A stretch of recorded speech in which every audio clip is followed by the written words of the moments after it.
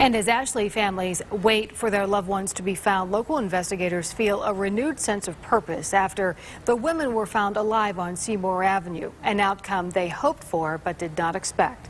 Newschannel 5's Colin McDermott now with that story. 1 year later, it's still hard for FBI agents closest to the investigation and for city leaders to believe. They say they just found Gina and Amanda.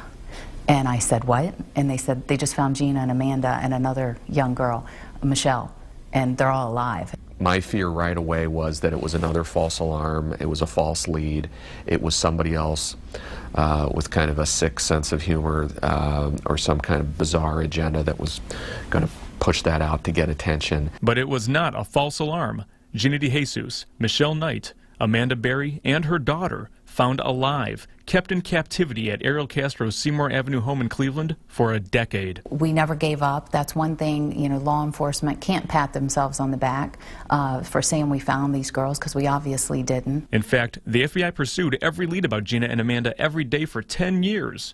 And in the years since they were found, Cuyahoga County Executive Ed FitzGerald believes that's the biggest lesson from Seymour Avenue. Even if it's not on the front page of your paper on a daily basis, this is something where the county is working on these cases each and every day. Local investigators are doing just that, treating every open case, including Ashley Summers, with hope of a happy ending.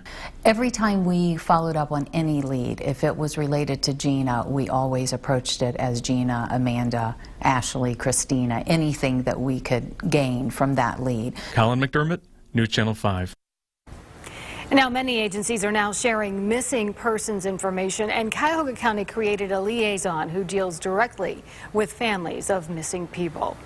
Stay with Newschannel 5 for continuing coverage of missing person cases. We will have a series of reports this week on Live on 5, Newschannel 5 at 6 and at 11.